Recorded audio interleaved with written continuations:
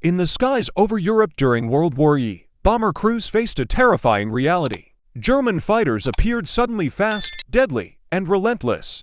Many bomber crews believed their survival depended on one thing: fighter escorts.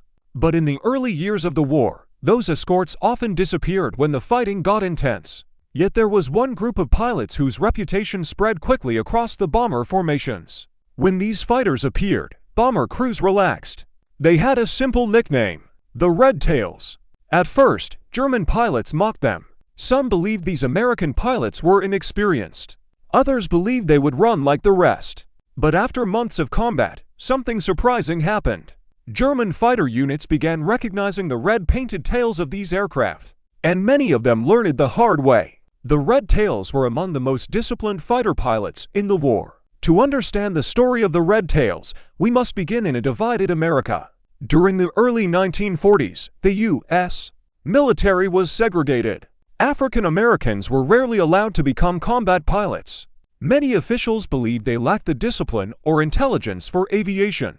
But pressure from civil rights groups and politicians forced the government to reconsider. In 1941, the U.S. Army Air Corps created a training program at Tuskegee Army Airfield in Alabama. The goal was controversial: train African American pilots and prove whether they could fight in modern air combat. The men who volunteered knew the stakes were enormous.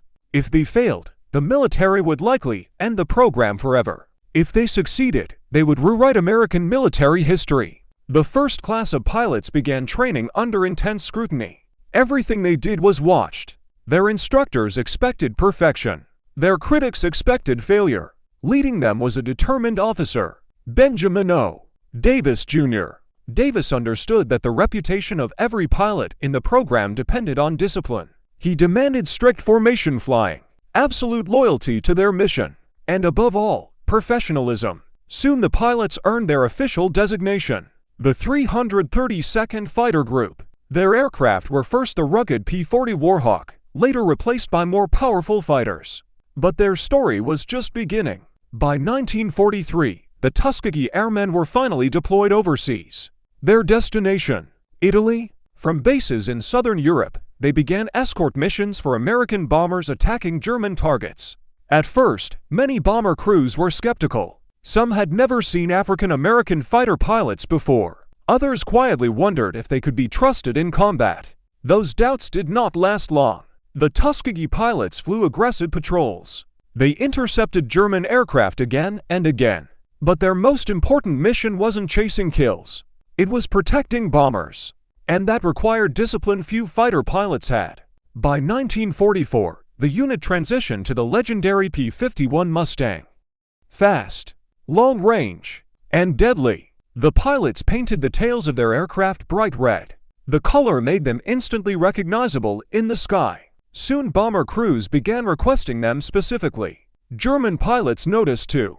At first, some dismissed them. But the Red Tails fought differently. They refused to abandon the bombers they protected. Other escort fighters sometimes chased enemy planes far away from the bomber formations. The Red Tails stayed close. Their mission was protection, not glory. German fighter units began encountering the Red Tails more often. At first, they assumed these escorts would behave like others, lure them away from the bombers, break their formation. But something unusual happened. The Red Tails refused to leave. When German fighters attacked bombers, the Tuskegee pilots intercepted them aggressively. Dogfights erupted across the sky. Within months, the 332nd Fighter Group began accumulating victories. Dozens of German aircraft destroyed, more damaged, more driven away. And the bomber crews noticed something remarkable. When Red Tails escorted them, losses dropped dramatically. The reputation of the Red Tails grew with every mission.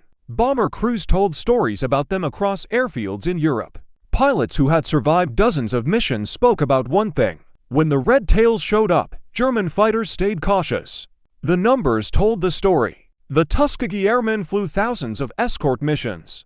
They destroyed over 100 enemy aircraft in combat. They strafed airfields, destroyed trains and vehicles, and protected hundreds of bombers. Their success shattered the racist assumptions that had created the program in the first place. These men had proven themselves among the finest fighter pilots in the U.S. Army Air Forces. By the end of World War I, the Tuskegee Airmen had become one of the most respected fighter groups in the American military. Their achievements helped change the U.S. Armed Forces. In 1948, the American military officially ended racial segregation. Many historians believe the combat record of the Tuskegee Airmen helped make that change possible. Today, the red tails remain symbols of courage and perseverance. Men who faced two battles at once. One in the skies over Europe, and one against prejudice at home. In both fights, they refused to back down.